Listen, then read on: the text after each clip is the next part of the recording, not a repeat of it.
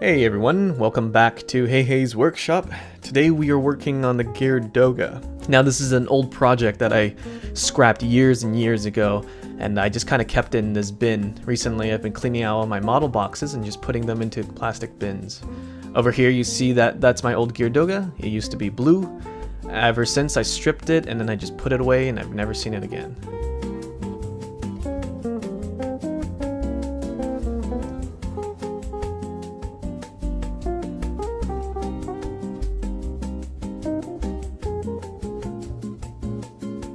Alright, so the first thing is that the gear Doga has a lot of missing pieces from over the years, so it's even missing a part of the foot. What we're going to do is we're going to have to substitute that with something else.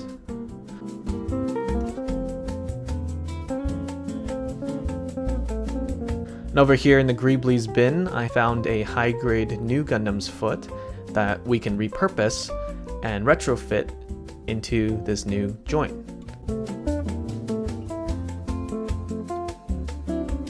Over here, I'm just drilling a hole so then a peg can go in, connects to the foot, and that becomes the support instead of the old central piece.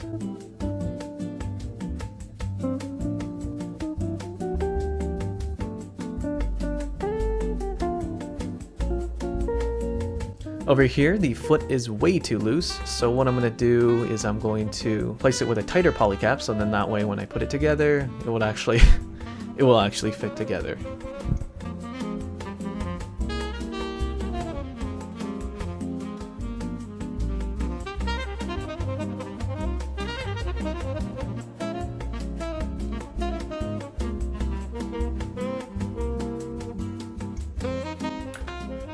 Next, we're going to move on to shape. We need to physically change the proportions of the gear Doga into Kazuhisa Kondo's style.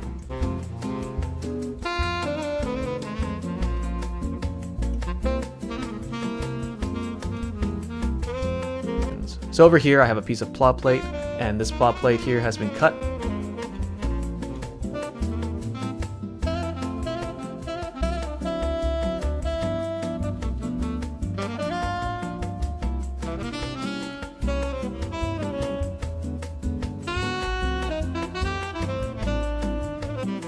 Over here I use construct weld, but honestly you can use Tamiya cement, you can even use super glue, doesn't really matter. Today we're going to be using epoxy sculpt. This stuff is amazing. My friend Brian introduced me to this, and honestly, I haven't gone back since to Tamiya epoxy. This stuff is just water soluble, the cleanup's easy, and it's just really nice to work with. I use a metal ruler here to pack it down and just get it into shape. You can use a needle, you can use whatever you want. There's no right or wrong way. Again, we're using epoxy sculpt to kind of make the foot more dynamic, more circular.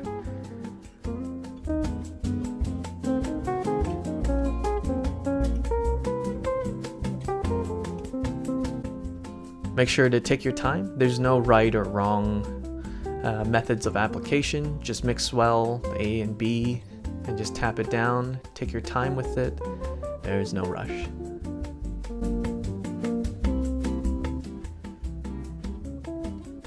Over here is the gear Doga head that I lost the fin for, so instead I'm going to extrude it just like the Kazuhisa Kondo style.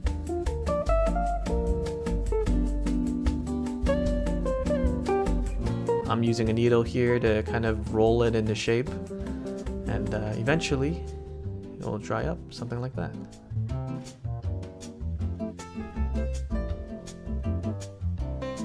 Over here is the foot.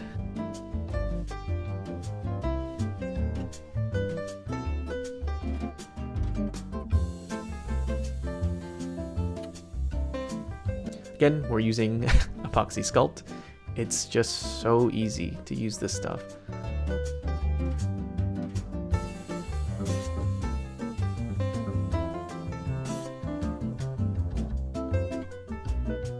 So what we're currently doing right now with the epoxy sculpt is kind of making it gain muscle mass, make it look more bulky, more, in a little bit of a weird sense, more biological.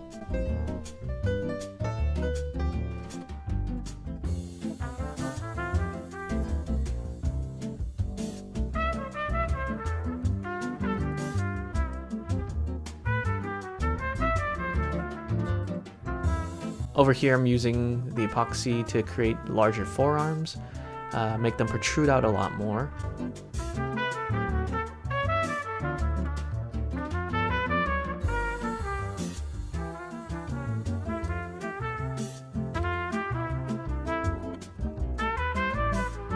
After everything has dried up, it's time to refine it, meaning the shapes must be sharper. This is my favorite tool of all, a bastard file and some warm water. Make sure that your file is wet.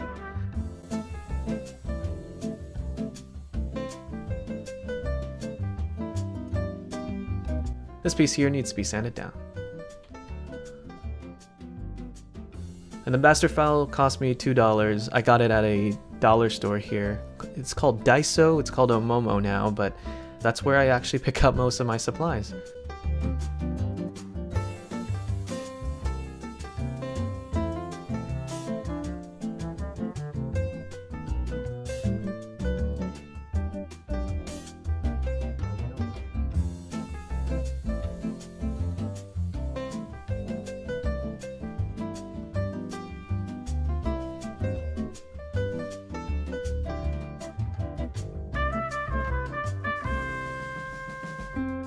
So over here, this is the back skirt. And this is an old mod that I did. If you guys look carefully, there's some protruding angles. But the issue here right now is the side skirt needs to be on the same length as the back skirt. So what I'm doing is I'm just grabbing some scissors and I'm just cutting out an approximate shape. I trace it out and I need to match it with the side skirt. So I start from the end there and I draw and sketch out a shape.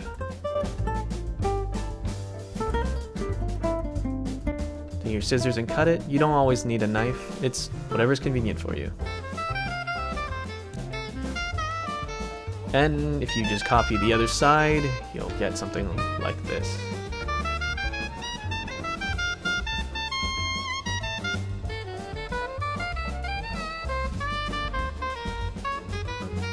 After the cement has fully cured, then go in there with epoxy sculpt and start to fill in those cracks, and you get a big flat sponge. It looks like it's some pizza dough right now, but as soon as it's done, it's gonna look better. Over here, I got two pieces of metal that have approximately the same thickness, and what that does is that I can put in a thin sheet right over the foot.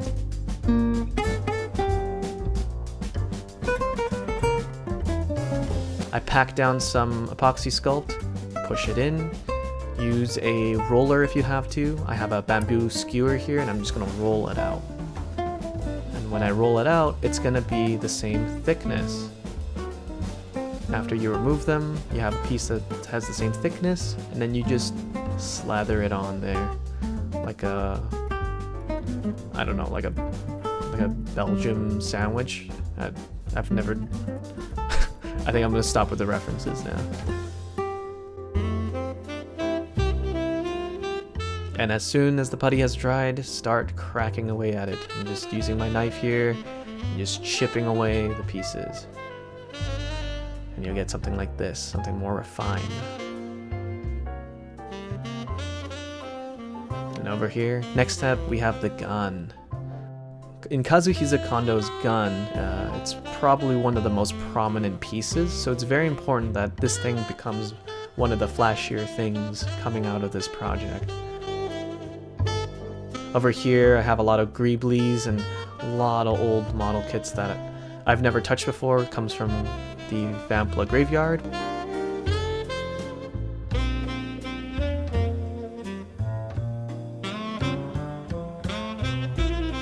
Here are some sorted Greeblies that I have, and I'm just cutting down the Zaku sniper rifle.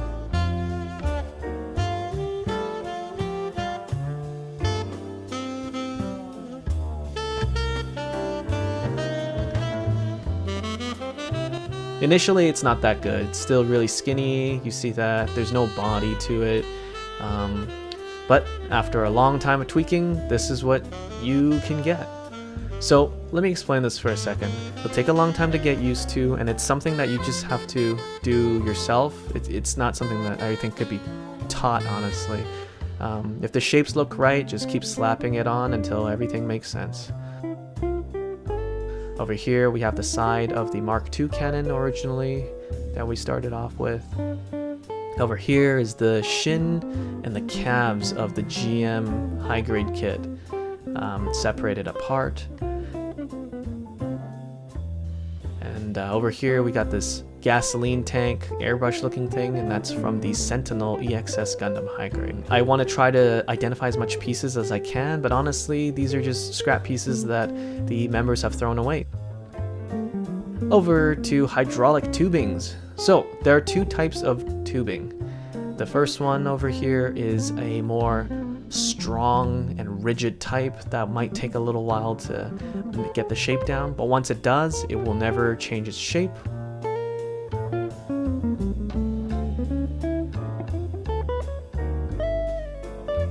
And here we have some very malleable, thinner wire that we can just wrap around it like a coil. And you just keep working at it, away at it, keep rolling and keep keep pushing and packing it together until you get something like this. You just cut off the bend ends there and start shaping the piece based on what you have, and you'll get something like that. Over here I have separated the wires, and this way I can create the ones for the helmet.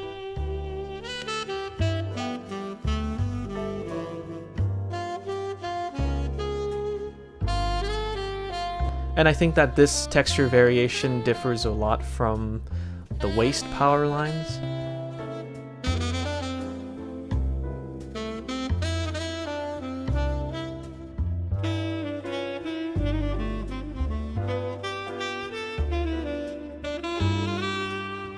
On Gundams, it doesn't make any sense. But Kazuhisa Kondo added it, and it's not supposed to make sense anyways. This is just a robot science fiction thing, and it doesn't need to make sense all the time.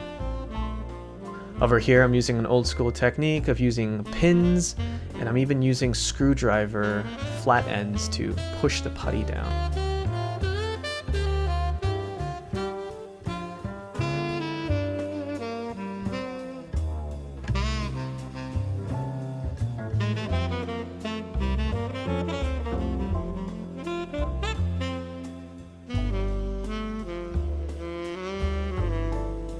Cast iron texture can be done with Mr. Color Thinner or Tamiya Thinner with Tamiya Putty, the basic type. Now, my Tamiya Putty has dried up like crazy, so I spent a long time trying to thin this stuff down, and let me tell you, it was an awful nightmare. In retrospect, I don't think I should have done this step, but you can do it. It does create texture. What you do is you just kind of dab it onto it like you're attacking it. There's no brush strokes, you're just tackling all the spots that you can get your hands on.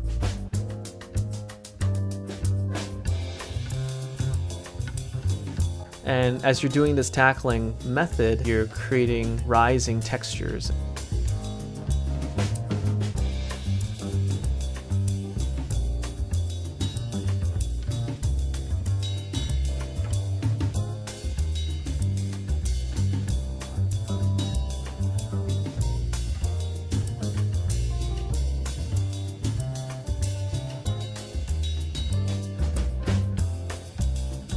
Next, we're going to do greebling. So greebling is a term coined by George Lucas when he was talking about the ILM Millennium Falcon and stuff like that. You know, you got to add more greeblies, more little tiny details. Over here, I decided to turn the backpack into more of like a reconnaissance thing. Over here on the bottom, I've scratch built some hydraulics, just a lot of tubing.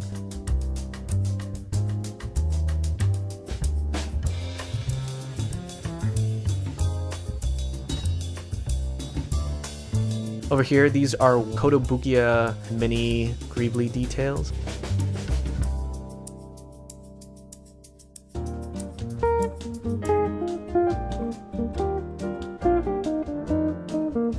And And over here I put a brass wire on the end there. And I added more Greeblies pieces over there as well. On to painting. So this part is actually very interesting. This black that I use is a Walmart flat black. As for my brushes, we're gonna do hand painting today. So we're gonna grab a variety of brushes. The last one there is just for cleaning up dust. It's not for painting.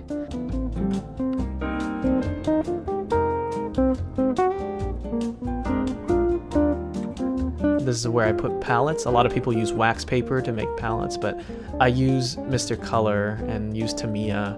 And this stuff is very toxic, so I want to put in a little plate and just use it whenever I can. I added blue, I added yellow, I added a lot of white to lower up the colors.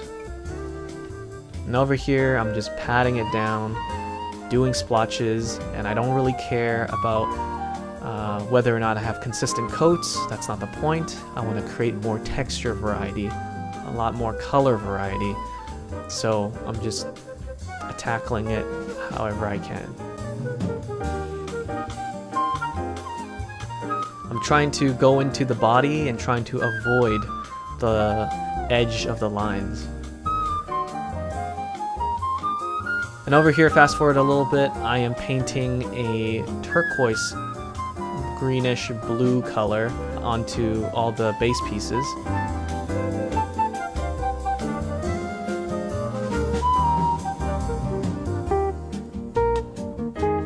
So what I do is, I'm looking for green.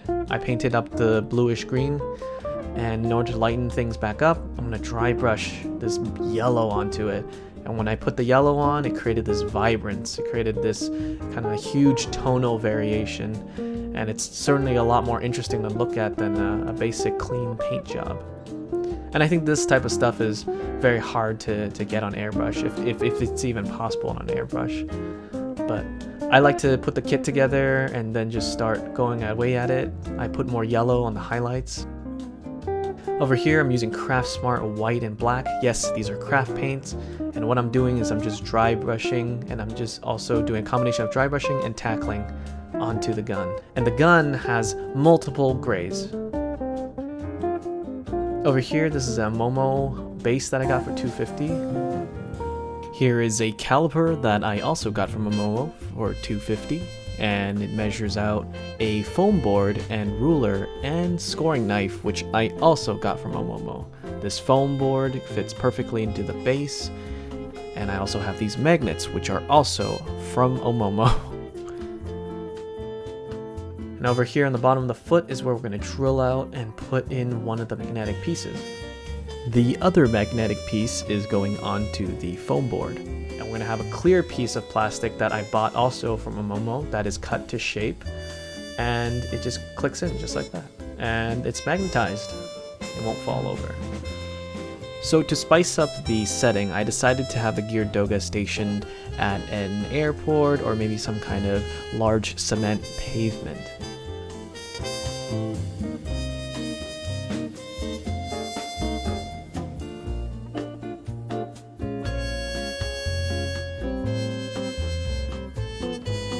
Next, as soon as the pieces are done, I'm going to add an oil wash, and this is kind of like a panel line wash because everything that I've done so far are just base colors, and it looks very dry.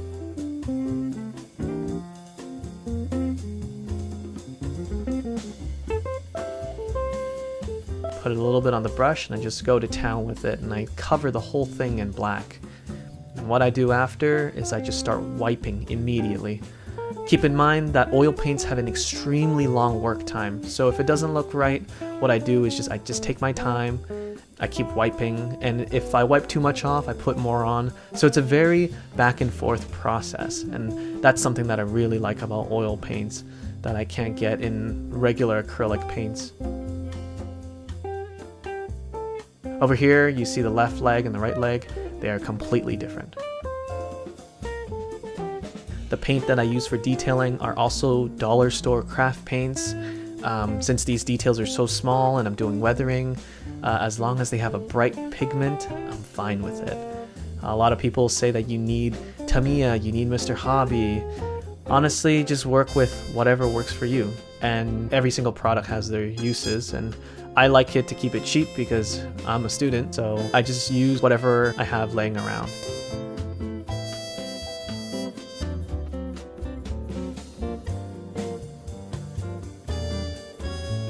I also added some red, as you can see, and I haven't done a wash on this one yet, so I'm just gonna add that a bit later on. Over here, arms are painted. I added some craft paint red and white to create pink so that it looks like it's flashing outward. I got a lighter shade of gray to act as a highlight effect. Discoloration is the goal.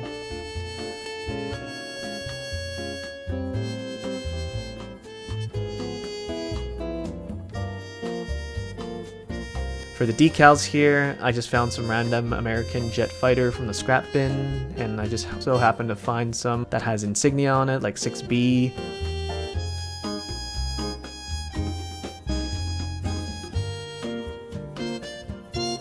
I just added these signals and decals to make it more militaristic, which is one of the aesthetics that Kondo goes for. Over here on this palette, I added white, black, and blue to create a very cool color, whereas the model kit is very warm in nature, so it'll provide a nice contrast.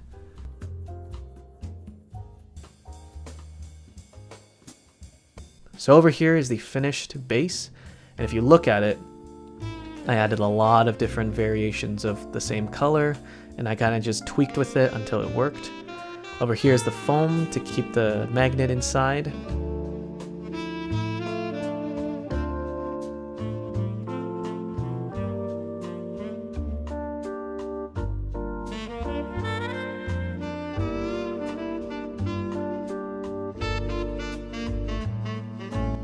Again, the leg is being supported by the side skirts.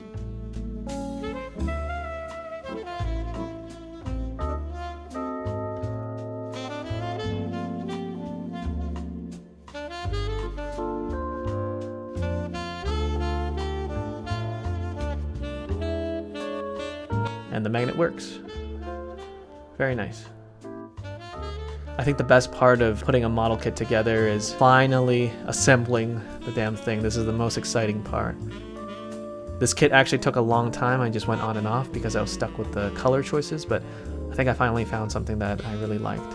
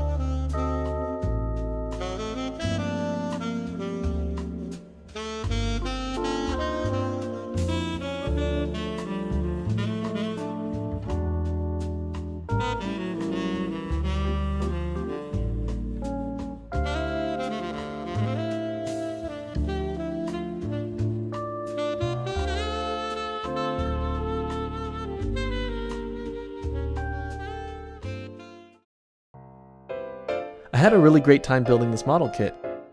It's very exciting to bring new life into a model kit that I abandoned years and years ago. I hope in the future I can revisit more older projects that I have and try to revamp it into something more sophisticated. So if you liked this video, please consider subscribing, follow me on Instagram on heyhey_bc, and I will see you guys next time. Ciao.